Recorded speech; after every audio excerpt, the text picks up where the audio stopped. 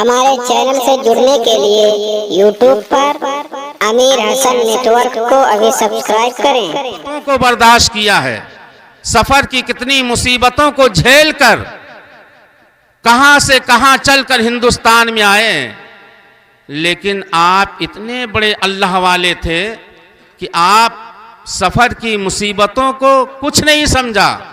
अगर समझा तो नबी के दीन को आम करना समझा कि किसी वजह से, मोइनुद्दीन के वजह से अगर अल्लाह के रसूल का दिया हुआ इस्लाम आम हो जाए तो यही मोइनुद्दीन की ज़िंदगी की एक बेहतरीन ज़रिया बन जाए। और वही क्या सरकार ख्वाजा गरीब नवाज रज़ी अल्लाह तआला अन्हु ने चलते चलते, आपने सुना होगा, आज जहाँ शहर अजमेर है अनारकली अनासागर के करीब, अब तो आबादी बहुत ज़्यादा हो गई है। पहले सहरा बियाबान था, आपने वही खीमा लगाया जो आपके साथ में 40 या उससे ज़्यादा औलिया कराम थे। खीमा लगा दिया कि तालाब करीब है, वज़ू करने के लिए पानी भी मौजूद है, लिहाजा यहीं पे अल्लाह की इबादत की जाएगी। अगर ज़रूरत पड़ेगी तो तालाब से पानी निकाला जाएगा। पानी आप निकालते रहे। राजा को खबर मिली, वो दुश्मन इस्लाम था, और दुश्मन इस्लाम कब चाहेगा कि मुहिब्बे इस्लाम खुशहाल रहे? कभी नहीं चाहेगा। उसने आर्डर लगवा दिया कि इनको पानी का एक बूंद भी न दिया जाए, इनको पानी का एक बूंद न दिया जाए, और आना सागर के करीब पहरेदार लगा दिए जाएं। दिन में पाबंदी लगा दोगे नहीं आएंगे, रात में सो जाओगे तो आ जाएंगे, पानी ले लेंगे, अपनी हाजत पूरी करेंगे। लेकिन अल्लाह वाले हैं जो भटकों को राह रास्त पे लाने वाले हैं, वो अल्लाह वाले हैं। जब खबर दी बादशाह ने कि पानी नहीं दिया जाएगा, तो ख्वाजा गरीब नवाज का एक मुरीद आपकी बारगाह में आया और अर्ज़ करने लगा, सरकार बड़ी परेशानी हो रही। कहा क्या बात है?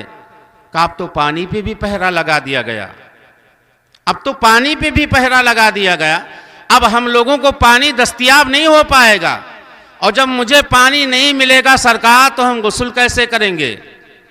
वज़ू करने की ज़रूरत पड़ेगी, पानी नहीं है, वज़ू कैसे करेंगे?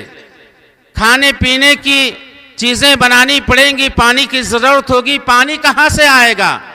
तो सरकार हिंदल वली ख्वाजा गरीब नवाज फरमाते हैं, मेरे दीवाने, पानी के लिए परेशान होने की ज़रूरत नहीं।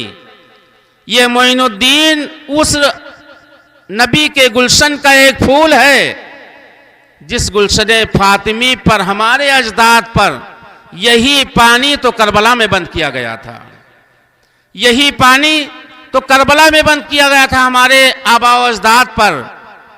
लेकिन उन्होंने इस्तिकामत करके दिखा दिया, और हिंदुस्तान में इस्तिकामत की ज़रूरत नहीं है, बल्कि यहाँ तो करामत दिखाने की ज़रूरत है।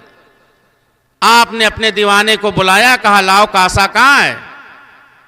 कासा लाया गया, कहा जाओ ना सागर के करीब। मुरीद ने कहा सरकार कैसे जाऊं, तीर तलवार भाले लिए खड़े हैं, तकलीफ पहुंचाएंगे, मारेंगे, परेशान करेंगे, हम कैसे जाएं पानी लेने के लिए? पानी नहीं मिल सकता। तो सरकार ख्वाजा गरीब नवाज रज़ी अल्लाह तआला अन्हु ने इरशाद फरमाया था, दीवाने तुझे पानी भरने की ज़रूरत नहीं है, पानी के करीब तुझे जाने की ज़रूरत नहीं है। अरे मेरा कासा ले, आना सागर के करीब जा, और आना सागर में जो भरा हुआ पानी है उससे सिर्फ इतना कह देना, ए आना सागर का पानी, चल तुझे मोइनुद्दीन ने बुलाया है, चल तुझे मोइनुद्दीन ने बुलाया है। जब मुरीद ने इतना सुना, कासा लिया, पहरेदार पहरा दे रहे थे, खड़े थे, आप करीब गए और जाने के बाद इरशाद फरमाया, ए अना सागर का पानी, तू तो अपनी जवानी में मस्त है, हम लोगों को पानी की ज़रूरत है, तुझ पर पहरेदार लगे हुए हैं, हम तुझे भरने नहीं आए हैं, बल्कि हम तो तुझे ख्वाजा का पैगाम देने आए हैं। ख्वाजा पिया ने कासा भेजा है, ऐ पानी चल इस कासे में आ जा, तुझे ख्वाजा ने बुलाया। नारे तकबीर, नारे रिसालत, मसलके आला हजरत, ख्वाजा का हिंदुस्तान, राजा का हिंदुस्तान, नारे तकबीर, नारे रिसालत। जैसे ही मुरीद ने पैगाम ख्वाजा आना सागर को दिया, तारीख में लिखा है कि पूरा आना सागर का पानी छोटे से कासे ख्वाजा में जमा हो गया। पूरा आना सागर सूख गया। और सिर्फ आना सागर ही का पानी नहीं सूखा था, किताबों में आया है कि शहर अजमेर में जितने कुएं थे सब के सब कुएं सूख गए थे। जिन लोगों ने अपने घरों में घड़ों के अंदर पानी भर के रखे थे, उन घड़ों का पानी भी सूख गया था। और मैंने तो यहाँ तक पढ़ा है कि शहर अजमेर में जितने जानवर थे उनके सब थन सूख गए थे। अब अंदाजा लगाओ कितनी बड़ी करामत मेरे ख्वाजा ने दिखाई। पहरेदार ने जब देखा कि पानी तालाब में सूख गया है नहीं, भागते हुए राजा के करीब गए और कहने लगे, बादशाह गजब हो गया। कहा क्या हुआ? कहा वहां तो पानी का नामो निशान नहीं है, पूरा आना सागर सूखा नजर दिखाई दे रहा है। बादशाह परेशान हुआ कि मामला क्या है।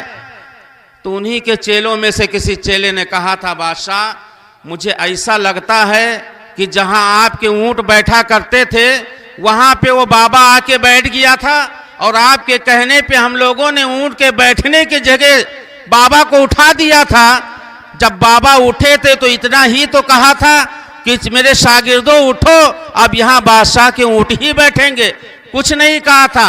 आपने देखा नहीं कि ऊंट बैठे के बैठे रह गए, ऊंट बैठे के बैठे रह गए। कितनी मुसीबत झेलनी पड़ी ऊंटों को उठाने के लिए, नहीं उठे। लेकिन जब बाबा ने कहा था तभी ऊंट उठे थे। ऐसा लगता है कि उसी बाबा का कमाल है जो तालाब में पानी नहीं है। कहा फिर क्या किया जाए? कहा बस उनसे माफी मांग ली जाए, उनसे माफी मांग ली जाए, इसलिए कि वो बाबा कोई ऐसे बाबा नहीं है। मुझे तो लगता है कि वो बाबा रहम दिल वाले नबी की औलाद हैं, रहम दिल वाले नबी की औलाद हैं। बादशाह ने जब ख्वाजा पिया की बारगाह में आजिज़ी इनकिसारी की है ना, मिन्नतो समाजत किया है, माफी मांगी है, तो ख्वाजा पिया ने अपने मुरीद से कहा जाओ और कासा का रुख तालाब की तरफ कर दो। जैसे मुरीद ने कासे का रुख तालाब की तरफ किया, आन की आन में पूरा आना सागर भर गया पानी से। शहर अजमेर के कुएं से पानी भर गए। घड़ों में जो पानी सूख गया था, सबके घरों में जो घड़ों में पानी भरे हुए थे, सब घड़ों पानी से भर गए। वही ख्वाजा हैं जिनके हम बसाए हुए हिंदुस्तान में।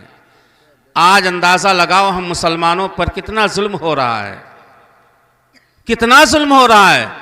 इसके बावजूद भी हम मुसलमान हैं जो इस कदर गफलत में पड़े हुए हैं कि बस ये समझते हैं कि हम दौलत पा गए हैं, पैसा हमारे जेब में है, अब हमको डर काहे का है, अब हमें खौफ किस चीज़ की है। लेकिन मुसलमानों, अल्लाह इरशाद फरमाता है, या अय्युहल्लज़ीना आमनु तक़ुल्लाह हक़्क़ा तुक़ातिही वला तमूतुन्ना इल्ला व अंतुम मुस्लिमून। ऐ ईमान वालो, अल्लाह से डरो जैसा कि अल्लाह से डरने का हक है, और हरगिज ना मरना उस वक़्त तक जब तक तुम पक्के मुसलमान ना हो जाना।